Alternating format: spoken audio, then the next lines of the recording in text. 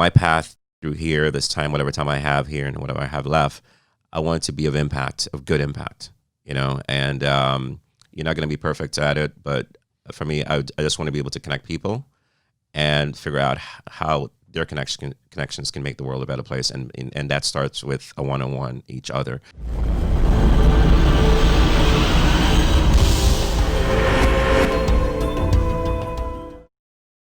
Well, Andrew, thank you for being here, brother. I appreciate it. Oh, thanks for having me. It's been a while, but yeah, glad to be in a space with you again. Yeah, awesome. Every time we sit down and talk, it's always I always feel like you're a very thoughtful guy. I always loved your passion and energy. Whatever project you were doing at the time, whether it be Journeyed, and now you're doing Urblandia and Urbanism Summit, and it's always great to sit down and talk with you. And I'd love to learn more about you, because every time we talk about the projects, and what you got going on. But I think as our listeners will start to learn, you got real passion for a lot of these things, particularly around new urbanism. And as I invited you on the show, did some research into new urbanism. It's a new topic for me. Yeah, and I'd love to make the listeners more aware on that. Maybe we could start there. What is new urbanism, and why are you so passionate about it? Well, the Congress for New Urbanism actually back in 1980 came up with a sort of a set of tenets or guidelines. What makes a city, how do you say it now, a productive city where people truly can live a life where they can flourish. And some of those sort of guidelines included walkability, sort of how green spaces are designed, placemaking, how that factors into all that. What you do in your life, how far is your grocery store from you, et cetera. Yeah, and I think that without going into like the depth of all of that, because you can just basically go to cnu.org or the Congress on New Urbanism and find out a lot more about it. But for me, what I saw the opportunity to do was to speak to people around civic engagement through the lens of urbanism, because urbanism deals with where you live, the design of your city, your block, your neighborhood. It affects how you interact with your neighbors, the economics of the local space that you live in. So for me, when I was starting out, trying to do the entrepreneurial thing in startup world with Journeyed many years ago, I really wanted to figure out, how do I make an impact in my city? And with the platform itself was really around, how do we get people hired in a freelance gig. Journeyed, by the way, was an awesome platform, awesome idea. I loved it. And for folks listening, Journeyed, and correct me if I'm not getting this elevator pitch exactly right, but it was for freelance writers to find gigs for people looking for relevant content, right? Essentially, yeah. So freelance writers working for agencies that need content written for them. Nice.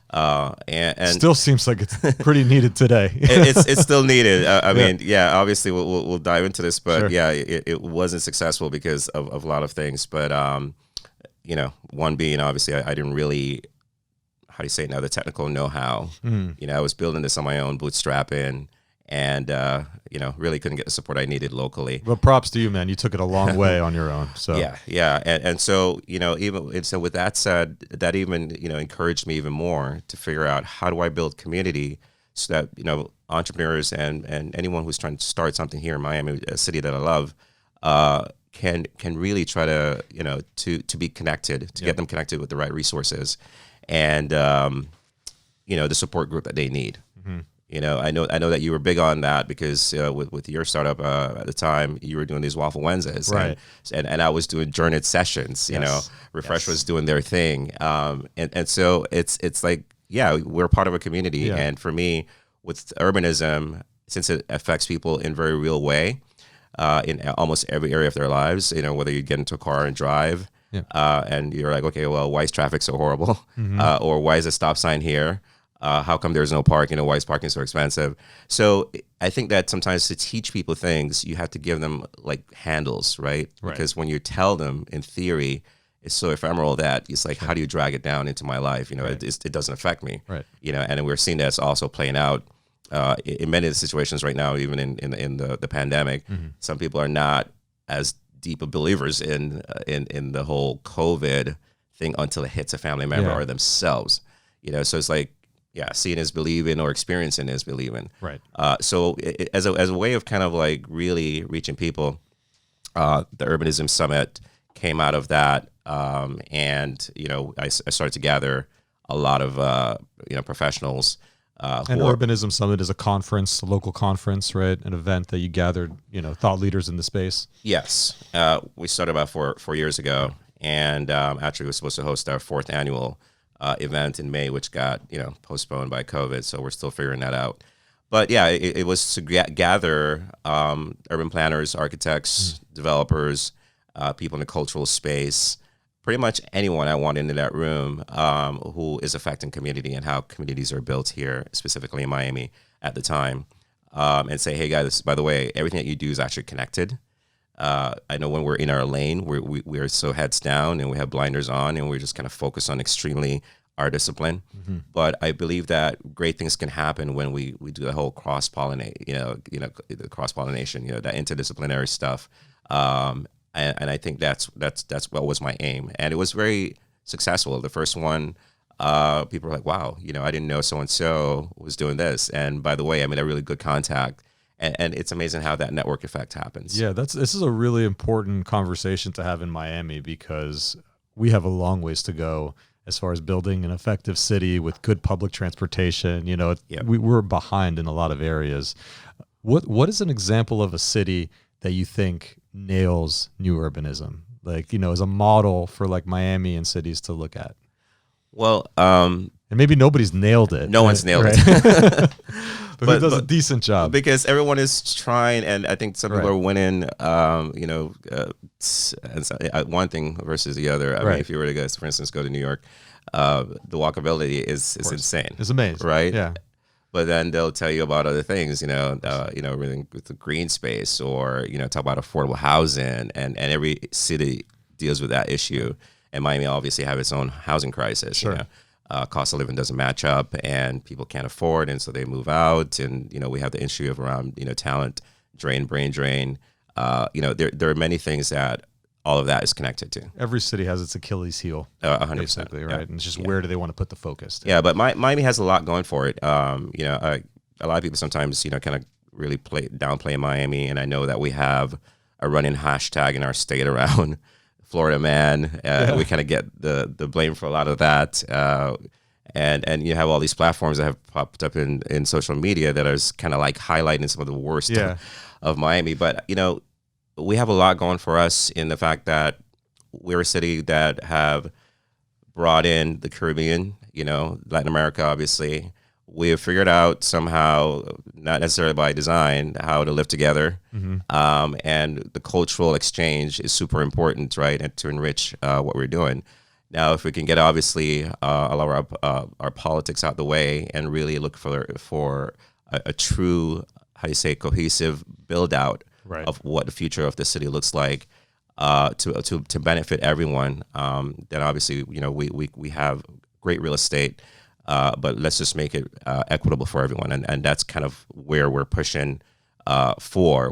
That's what we're pushing for, not kind of. That's what we're pushing for, is to make sure that urbanism and urban development is something that we're thinking about for everyone. Right. Conscious development. Conscious development. You're thinking about the environment, but you're thinking about people. So it's people and planet. So whether that person lives in Overtown or Liberty City, or they live in Coral Gables or Little Havana, the same sort of considerations should be given. The urbanism was used, to segregate a lot. So the whole topic of redlining and where districts were drawn, of where blacks could stay versus whites and whatnot, and where banks were giving loans, historically, through Jim Crow. It's all about the systemic racism. Yeah. So the thing is a lot of that is still at play, in very subtle ways. But one of the things you'll hear a lot of people talk about is gentrification. I mean, it's always a buzzword, and I hate to use it. But like what happened in Wynwood is a good example. Yeah, that happens. But developer, it's a business. It's real estate is a business. So, if you're able to keep your community together, and you're able to reinvest in your community, and then do so, before people who you don't want in there come in and take over. But at times, what is the handicap is that people don't have access to the loans and investments, and sometimes even the knowledge to figure out, okay, where I live is going to be the next hot thing, or I can make it the next big thing. Okay, before someone else realizes that, establishes a holding company and buy out, blocks. Right. Okay, and then all of a sudden now they build something that everybody wants, and your entrepreneurs, your little local mom and pops can't afford rent anymore, so they got to go. Renters don't have much say, so their property managers and building owners are saying, okay, you know what, we're going to renovate to take advantage of what's going on in the neighborhood, and you guys got to go. And so the process continues. So if you have the ability to invest in your community, to do revitalization, great, do that. If you're interested in historical and cultural preservation, then when developers come in, they have to be conscious about how they go into neighborhoods and do revitalization. You need to consult with those who exist there. Don't just go in and kind of like bulldoze, literally, without consulting, with the neighbors, with the community. There needs to be a real integration into the neighborhood, into the culture, into the people to make this really sustainable, right? Or else there'll be disasters in every little cluster that you build. Yeah. Things become very disjointed, and there's no equity. You're not helping people build wealth. For the next generation, what kind of legacy they're going to leave to their kids. Right. You're not respecting the bonds of community. The pockets of people who have lived there for years. They know each other. That's to be respected too. It can't be capitalism and growth at all costs or at any cost by any means necessary. Right. You have to think about just how you're going to uplift that person and that group and that community to grow, because they will contribute back economically anyway to the vibrancy and growth of the city. That makes sense. I saw you had Tony Cho on your podcast, right? Yeah. And he was having, I don't know if it's still going on, but there was that project down in Little Haiti. Yeah, Magic City. Magic City, right. Is that project still happening? Yeah, I mean, from what I can tell. Right. Because that's an interesting, I think, an experiment or project as it comes to new urbanism, right? Because that is a community being built in the middle of Little Haiti and integrating itself into connecting different districts. Yeah. How do you feel about that example in general? Tony has been, I've had him at the Urbanism Summit. Yep. We've done our fireside chat. He's also been on the podcast. He has contributed to that neighborhood quite a bit. And obviously, he's not the only one on the projects. I mean, there's a bunch of partners and whatnot. If it comes to fruition, the way that they're designing it and the intention that they've set, then yes, it will be great for the community, because the inclusion, it has to be there for it to be effective. And of course, it's been fought, just like any big project that decides to go up, that would potentially be a disruption to a neighborhood. Right, because that's an example where people could point and be like, gentrification. Yes, 100%. Right, yeah, 100%. So I think, developers always have to come into communities with that mindset of, how am I going to be inclusive? Right. How am I going to enrich the residents here? How many people can I retain? Because you're never going to get 100% retention in anything. Sure. But if you're really trying to work with the community and help them to build up value, not just for your property, but for their lives and their real estate, I think that it's a win-win for the overall project. Yeah, for sure. Yeah. And you're saying this was the fourth year of the New Urbanism Summit, or the Urbanism Summit. Urbanism Summit. Yeah. How many guests on average come to the events per year? Yeah, so the first year we did this in the Miami Design District, and we had 99. Nice. So again, these are great events because they're small, intimate, good conversation. Yeah, we had 99 professionals that stayed from 8 a.m. till around 3 p.m. And hung out, pretty much engaged, and that was great. Because it's very hard to do a full day conference, much less a 2-day conference. But it really gave me hope that people came out of it saying that it was worth it. And I've seen the relationships that were made, both professionally and personally, through the conference itself. Fast forward till last year, we had 350 professionals that stayed the entire day. Growth, amazing. Yeah, and then, wrap up the main conference at around 4:00, starting at 8. And we did a little bar hop crawl within the design district. And I kid you not, there was at least a good 25 to 50 people that stayed together until like about 1 a.m. Amazing.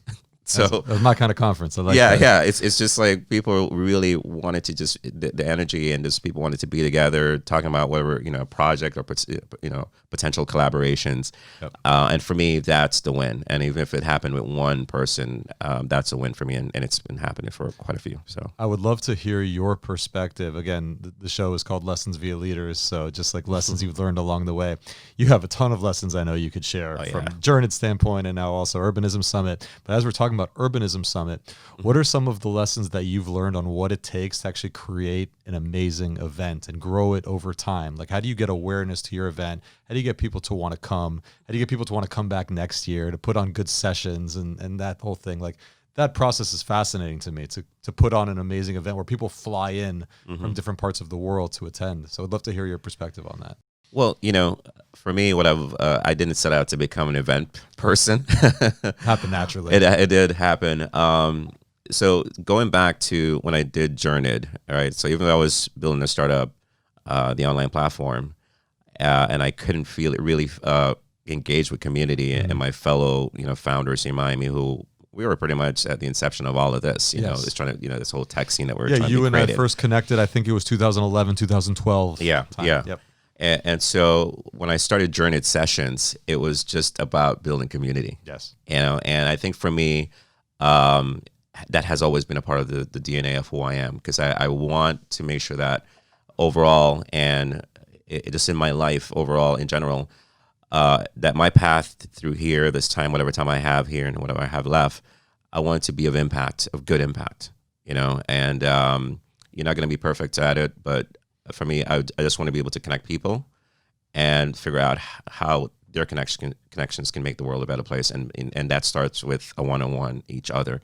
So when I did Journey Sessions and I saw the response from the founding community and investors and people who wanted to have these raw conversations, I learned something quickly.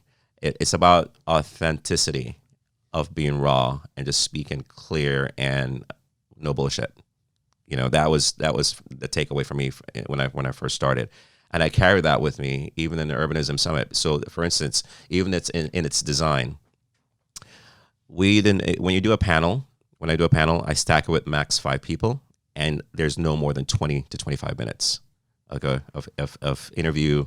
I love that. Moderation. Because people tune out after that. It's yeah, much, yeah. right? And the reality is that if you speak for 25 minutes versus, say, an hour, even if you went an hour, I should say, you're not going to solve the world's problem sitting there talking for an hour. Very true. What I want to do is for you to place that nugget, plant that seed. People can connect with you after you get off that chair on stage, and get your business card, arrange for meetings, sit down one-on-one, and you guys go do your collaboration from there. But I always want to be able to present you, spotlight you, and kind of do something thought-provoking, right? And so even in that design, and I tell people, my guests, you don't dress up. Just come comfortable. Come as you are. Yeah. Yep. Because that's the kind of vibe, I want you to talk to people as in community, as neighborhood. Even if you're sitting in a fancy building, like we hosted last year's event at the Moore building in the Design District, which is a beautiful building. Absolutely. They have iconic. They have the Zaha Hadid Elastica feature. From the ceilings, from the ceiling all the way down to the first floor. So authenticity. Don't necessarily do anything with fluff. Don't take on sponsors that don't believe in you and you don't believe in. That would perhaps skew, the optics of what you're trying to do. Because for me, it was always about, if I have sponsors that come alongside me and they care about this deeply and they're passionate about building communities that are equitable, and they're trying to be a part of the solution around climate. Because construction and development.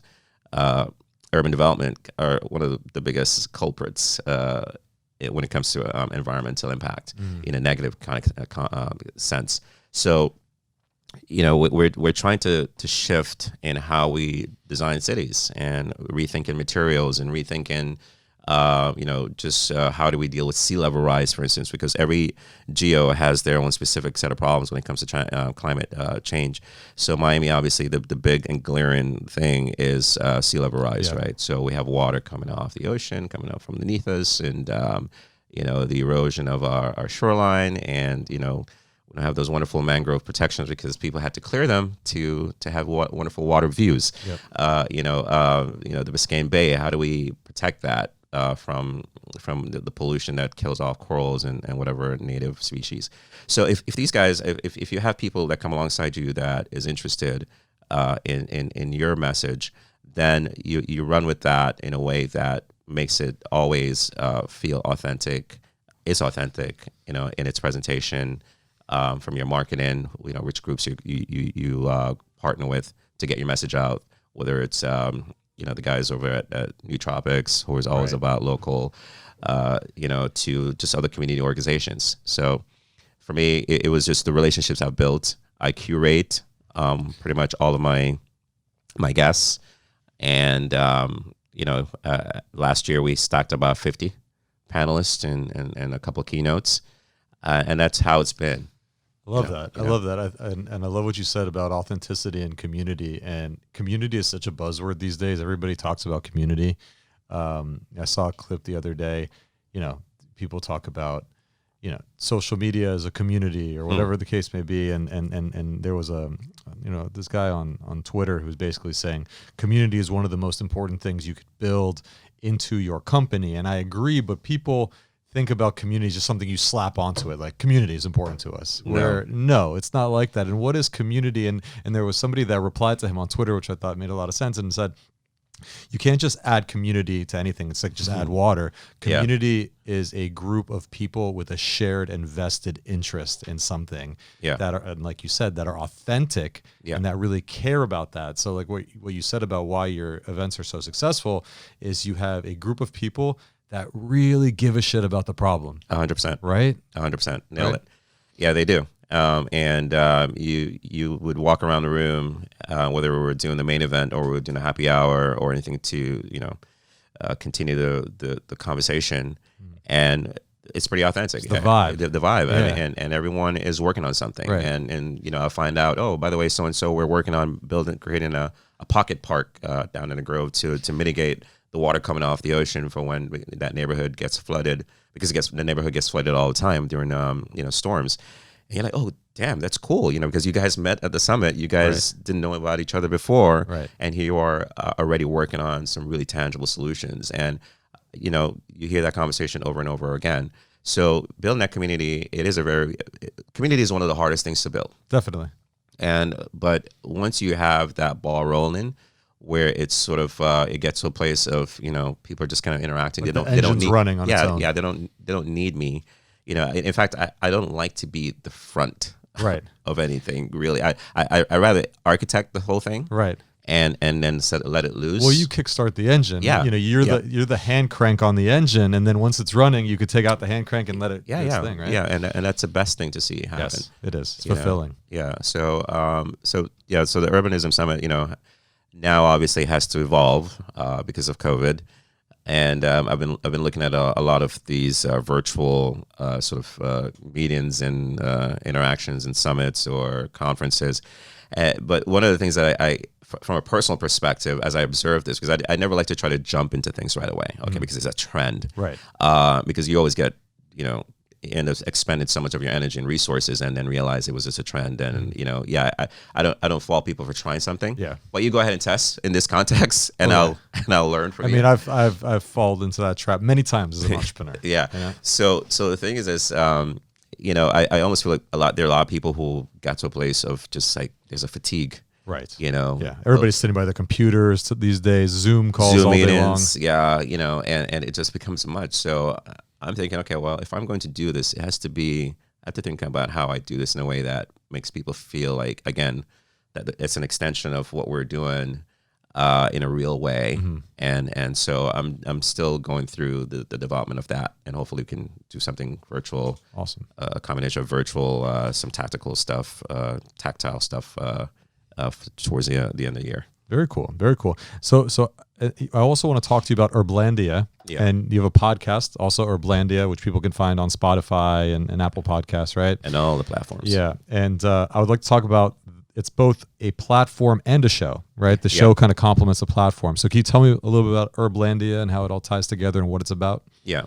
So for me, I knew that as building a business that I was not in the business of events, of creating events, even though the Urbanism Summit became that.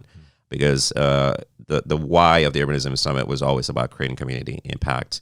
Again, like I stated before, but it was not something that was sustainable from a business perspective, because I was not an events person. I would literally have to have a ton of these in multiple cities around the world, and that would be great. But scale events is not an easy thing. It's a tough business for sure. So I'm like, well, we've done software, we've done web, we've built online platforms, we've done marketplace before. So let me see where the natural progression of this should go in that direction, to connect the minds across the world who, in their local version of Miami, their communities and cities, they're trying to do the exact same thing, and we could do a knowledge share platform that all these urban development professionals and community stakeholders can come together and say, yeah, this is what we're doing here. Whether you're in Spain, you're anywhere in the UK or whatever it might be, you can be in Jamaica. But you're an urbanist, you're building and you're experimenting with things that perhaps someone here in Miami could use that data or approach, a methodology, and implement some changes that will be effective too, and vice versa. So it'd be a really good exchange of information. So I decided to create Urblandia, to push in that direction, and I think I started right at the end of the last year, just formulating the idea. And if you backtrack to the middle of 2019, I bought some gear. I'm going to do a podcast. At the time, the podcast didn't have a name. I didn't kickstart it until COVID hit. I'm like, wait a minute, I have my mic here, I have all this stuff. Perfect time. Let's go. And this is going to become a companion show to the platform as I build it out. And so fast forward, I started back in March, had a good amount of episodes up. And we continue to record, and some of them are in the can, ready, just releasing over time. Got a backlog. Yeah, because everything is for me, it's timeless. It's not about necessarily I have to meet. Of course. No, this is not a daily show scenario. Yep. So it became a companion for the platform, but I also used that as a way of fleshing out my ideas for Urblandia. Interviewing a developer, interviewing people who are doing the community gardens or farms for food sustainability in a local ecosystem, talking to people around their experience being a Black architect, as we had to deal with this, recent situations that arose out of, George Floyd getting murder, and that was an inflection point. And, again, the issues of racism in the country continues to rear its ugly head. And so pandemic, the tensions around different issues around the world, and we still have a climate crisis that we're dealing with. So I wanted to tackle all these issues that we were talking about and trying to figure out in Urbanism Summit, and now pour this into Urblandia. But the podcast helped really to help drive what decisions early I need to make to make this platform transition the community online. To now looking towards something that can actually scale up. And so we have the MVP, and I've invited a small amount of testers, people who are from the Urbanism Summit. Again, this is about the community coming online and them giving me feedback. Definitely people that have been on your podcast. Yeah, right? Yeah, and so yeah. I love that strategy, by the way, of using a podcast in parallel as you're building a new company and project, because it spreads the word. Like you said, it helps you validate and test ideas as you're rolling them out. I think that's super smart. It's super smart. Yeah, I think for us, as founders, we talk about when you're going fundraising, it's like, don't put in there that you're going to use your funds for marketing because they expect you to be the marketer, But I say that that's true because you are the only one that can truly deploy your vision, to the accuracy that you envision it, right? So you have to spend time with it. And a lot of times it's like doing rewrites and talking to yourself over and over again, right? About it, and then continue to do iterations of that. And so for me, just being able to pull someone on the line, like for instance, I did an episode with Meg Daly, who is the founder of the Friends of the Underline. the underlying project, which Yep. runs. It's going to be running from Brickell throughout to South Miami, the Atlanta area. And we had Clyde Higgins, who is the CEO of the Atlanta, Beltline. So basically, one line runs 10 miles, 12 miles in Miami. The other one runs about 22 miles in Atlanta, connecting over 45 neighborhoods. And it was one of those things where, and I think there was one other person that was on the show, that from that particular show, just being able to understand, their thought process, and how they went about going about, just implementing changes to affect neighborhoods and do revitalization. For me, was a big thing, because the more people you talk to around your ideas, it just continues to validate whether or not it's something that you actually want to continue to pursue, and if it's worth it. And to me, just hearing their accounts of how they went through fundraising and just their challenges in building, it was very, very super enlightening. And every guest does that. It's free education. It is. So so for me, it's research. It's also engaging community. We have to take time to sometimes step outside of just writing a deck. Definitely. Or designing a deck. Yeah, sometimes we get too in the weeds and we need to pull out. Yeah, sure. So it's important to just kind of be a little bit diverse in your engagement. Definitely. Strategy. Yeah. Love that. So on that topic, I'd like to talk a little about top lessons that you've learned in your entrepreneurial journey as it ties into all this thread.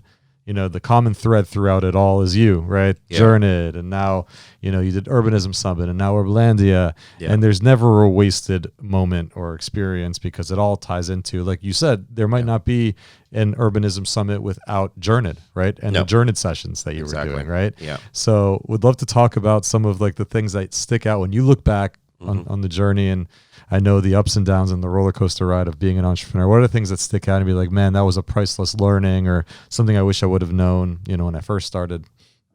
Well, one of the things that stuck out to me is that you should definitely, yes, listen to advice, but from the right people. True. It's you will get a ton of opinions. Everybody wants to give you some advice. Yeah. Right? And if you ask it, you're going to get it. For sure.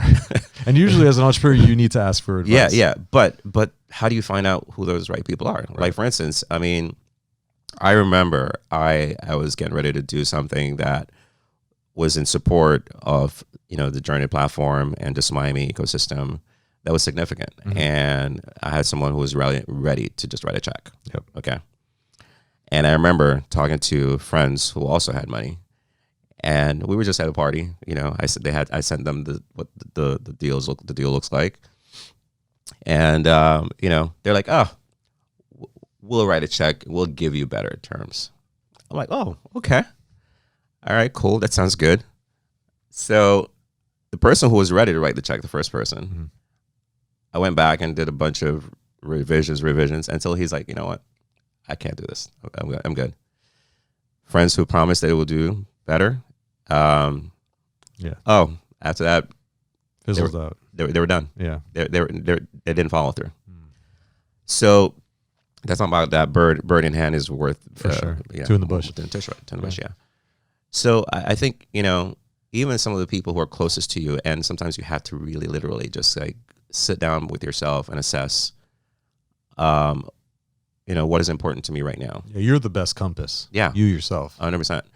And that's just a small example of where things can go really wrong. When you decide to just listen to the wrong people, even though you think they're, and those people, by the way, are not even in my life right now. There's almost no interaction, not because of that bad decision, right. But that they're not even that close to me. And everyone kind of has gone their way. And so you have to think to yourself that, you have to sit with yourself and see what's going to be best for you, and make your decision at a time without necessarily having to consult with 100 people. And I know, when you're starting out, there's a lot of insecurity. For sure. And you feel like, you have to run everything past 20 people, but usually that's never a good thing. Right. And the startup literature will tell you, get as much feedback as possible. Yeah. Right? Yeah, exactly. And you do want to get feedback, but you need to parse that feedback. You have to. And I think that's where the challenge lies for a lot of, founders is how do I parse who to go to? Right. A good indicator of that, which is not always foolproof, is someone who's done it. Right. Or is going through it right now, or that have some real skin in the game, and they're also looking out for your best interests. They know what you're up to, what you've worked on, how much time you put into it. That can't be understated because empathy in all of this is super important. For sure. Definitely. It's not just about the numbers and whatnot. It's also how is it going to affect your life? Right. So that change, of course, that affected a lot of things in how I also moved forward.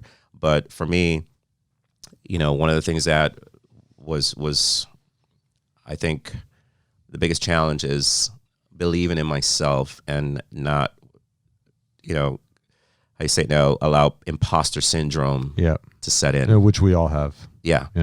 Because what do you mean you're a founder? Right. What's the definition of an entrepreneur? Sure. Entrepreneur is someone who's making X amount of dollars on their business. And, right.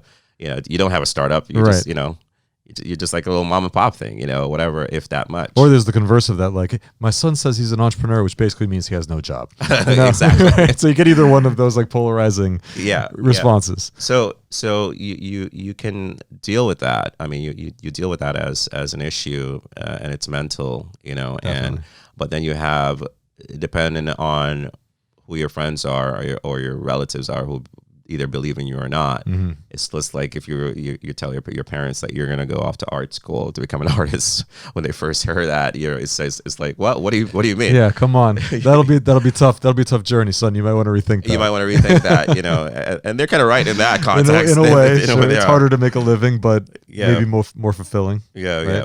But yeah, and you touch upon that word fulfilling. I think for me, it has always been about that fulfillment. Definitely. How am I going to make an impact genuinely in my journey? I want to hit on, you said one of my favorite words in the English language, which is empathy.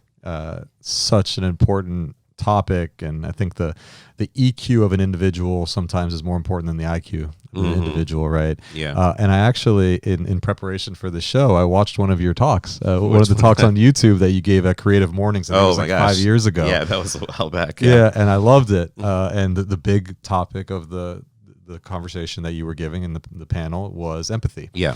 And one of the things that stuck out to me, you wrote, we need to care, about each other, right? We can't just kind of go through the world not giving a shit. Like you said specifically, you're human, I'm human, so therefore, please do care. Exactly. Right? And that I think is a big part of what ties into new urbanism, right? And what you were talking about, like empathy for what is going on around us. You talked about having an out-of-body experience, right? Mm-hmm. Getting outside of yourself, which I love. I think we need more of that because too many of us are inside ourselves all the time. Yeah. Can you talk about empathy as it relates to new urbanism and how you're passionate about that? Yeah. As I was saying earlier, that the premise of all of this. Yeah. I feel like it's pretty much my life's work, right? And this is a vehicle to accomplish that. And it sounds very heavy and like, wow, so idealistic. And, but it is. I mean, you can't spend your time here, the limited time you have on this planet, in bullshit. You have to figure out, okay, well, what is my purpose? And a lot of times people struggle with that. But you were given talents, you were given gifts, whatever abilities you have. You may be just a connector. It doesn't mean that you have to be a great speaker. It doesn't mean you have to go give a TED talk. Right. To show you're a thought leader. Right. No. So many people see other people on Instagram, social media. Why can't I talk like that? Why can't I be like that? You don't need to be like that. Everyone has their part to do. Right. And it starts with that person right next to you, whoever you're with right now. Right. Okay. Or is in your life. Start with that, and then if you can start figuring out how to help that person become the person they want to be, to achieve a goal or whatever it might be, then I think you would have started understanding that you could scale that to anyone you see in the streets, no matter what they look like, where they're from. But again, going back to, we are human. We have to just get outside sometimes our culture, our upbringing, especially if it didn't teach us to be inclusive, to say, wait a minute, I need to be compassionate. I need to have empathy, think outside of myself in a way that, what does that person feel? Because I can look at them, they're humans. Okay, they don't look like a cat or a dog. They're humans, all right? And they're in my segment of classification as humans.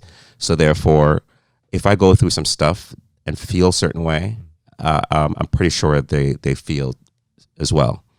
So how can I, as a person, be selfless in making sure that I'm enhancing the life of someone else? Because guess what? At the end of the day, it comes back to us as a collective that we grow.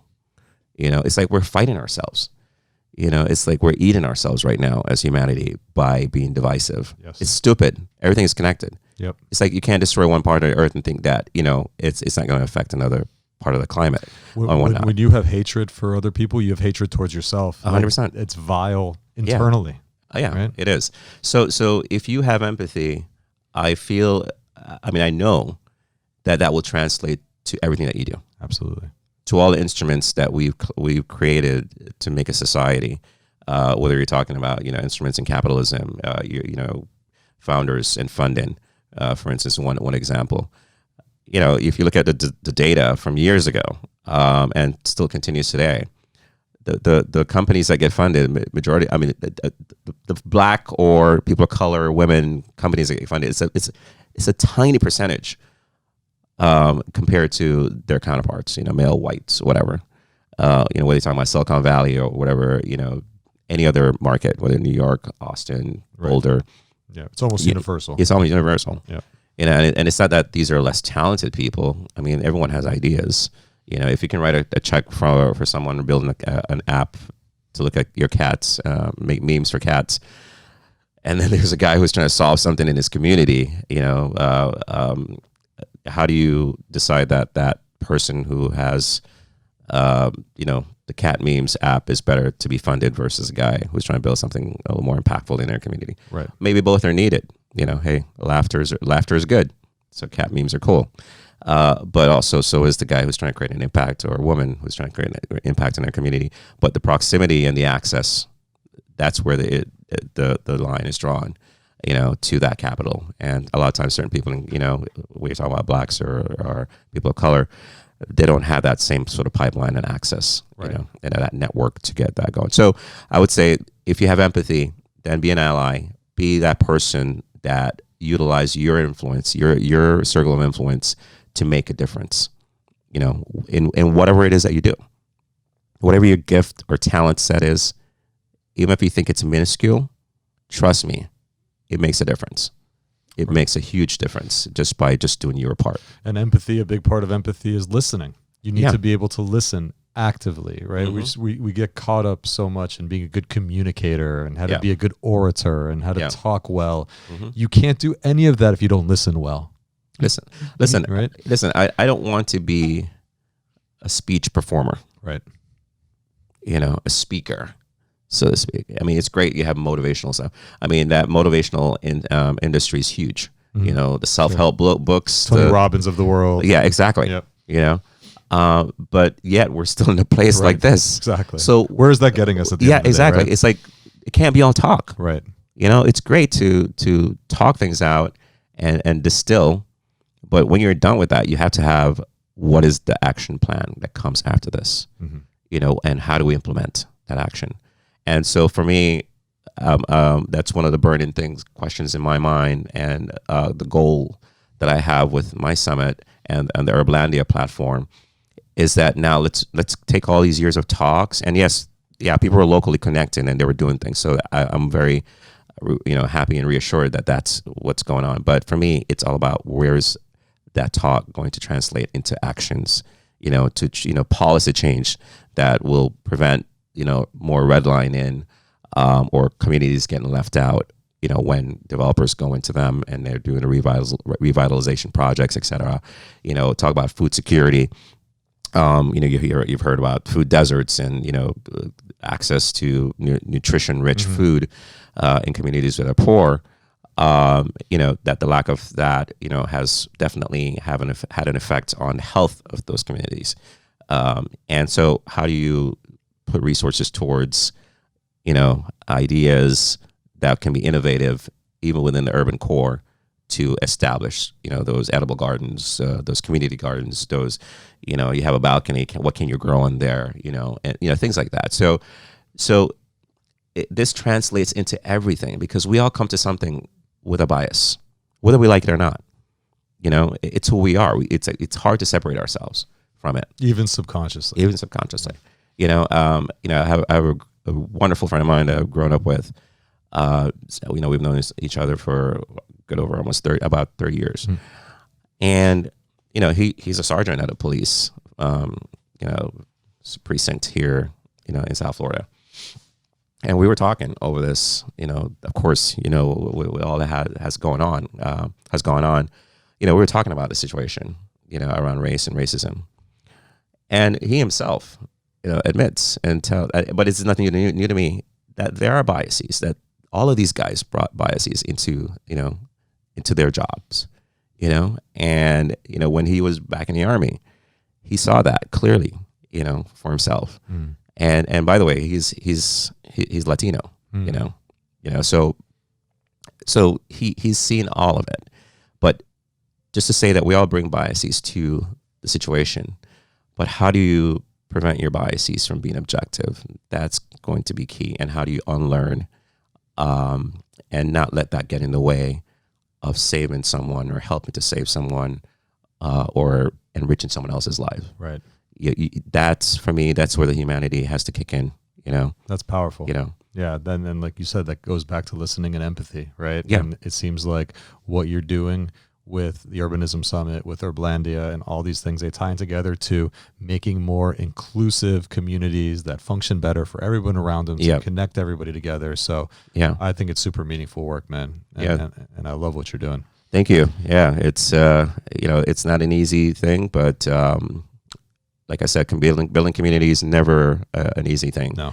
But for me, the payoff and the reward is much more, about people just kind of living their lives in a way that, they will also pay it forward. And for me, that's the most rewarding thing for me, going forward. And let's not, how do you say, kid ourselves. It has to make money, right?